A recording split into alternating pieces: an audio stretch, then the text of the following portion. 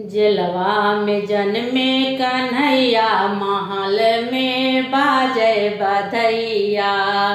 जेलवा में जन्मे कन्हैया, महल में बाजे बधैया। बाजे बधैया, हाँ बाजे बधैया। देवकी के जन्मे लालनवा, यशोदा घर बाजे बधैया।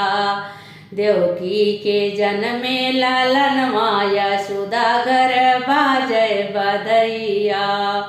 नंद बाबा जे अनधन लुटावे, नंद बाबा जे अनधन लुटावे। औरो लुटावे रुपैया, यशोदा घर बाजे बधैया। औरो लुटावे रुपैया, यशोदा